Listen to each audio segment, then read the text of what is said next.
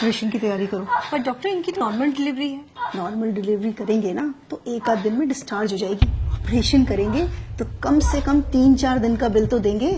लेकिन डॉक्टर ये तो गलत है ना। भला करने के लिए हॉस्पिटल नहीं खुलते, और इतना बड़ा हॉस्पिटल चलाने के लिए और तुम्हारी सैलरी देने के लिए मैडम पैसे लगते हैं, समझी? ये तो सरासर धोखा है पेशेंट के साथ।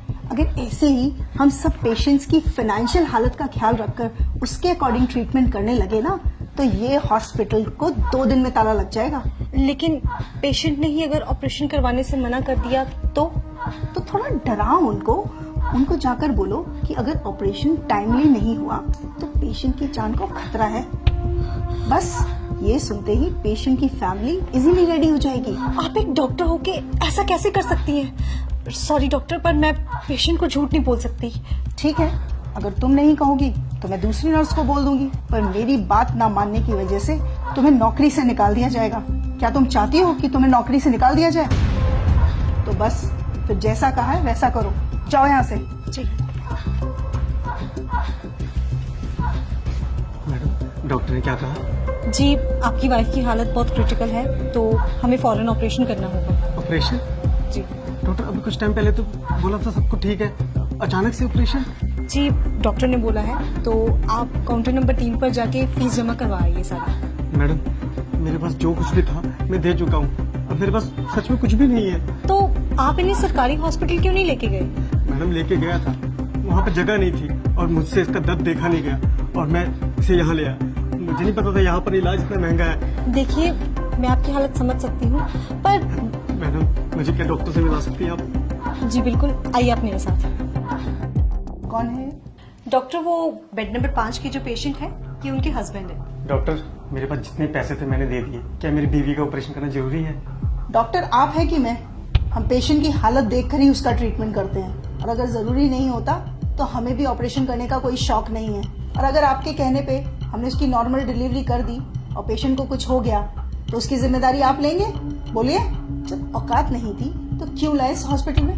तुम एक काम करो, तुम नॉर्मल डिलीवरी की तैयारी करो, और उस दौरान अगर पेशेंट को कुछ हो जाता है तो हॉस्पिटल उसकी जिम्मेदारी नहीं लेगा। सर से फॉर्म साइन करवाओ। नहीं डॉक्टर साहब, आप करिए, मैं पैसों का इंतजाम करता हूँ। मैं अपना रिक्शा भेज दूंगा, उससे पैसे हो जाएंगे। आप मेरी बीवी बच्चे को कुछ मत होने देना। देखा, 1 मिनट में हो गए ना पैसे इकट्ठा। मैं बहुत अच्छे से जानती हूँ तुम जैसे लोगों के ड्रामे। तुम लोग डॉक्टर को बेवकूफ समझते हो क्या? डॉक्टर बेवकूफ नहीं, भगवान होते हैं जो तुम्हारी फैमिली की जिंदगी बचाते हैं। अब जाओ, जाकर पैसों का इंतजाम करो, इससे पहले कि तुम्हारी बीवी की हालत खराब हो जाए। ले जाइए अपनी बीवी को यहाँ से। ये क्या कह रही हैं आप? नेहा, अपनी बीवी को आप यहाँ से ले जाइए, वरना ये लोग तब तक आपका खून निचोड़ेंगे जब तक आप खुद को नहीं बेच देते। Just shut up Neha. लेकिन हम अपने बीवी बच्चों को इस हालत में लेके जाएंगे, कुछ हो गया तो? इस बात की गारंटी मैं आपको देती हूँ, आपकी बीवी और बच्चे को कुछ नहीं होगा। उनकी हालत बिल्कुल ठीक है और उन्हें किसी भी ऑपरेशन की कोई जरूरत नहीं है। आप बस उन्हें किसी दूसरी हॉस्पिटल में ले जाइए, वहाँ पे जाके उनकी नॉर्मल डिलीवरी हो जाएगी। नेहा, अब तुमने एक शब्द और बोला ना तो तुम्हारी नौकरी तो गई।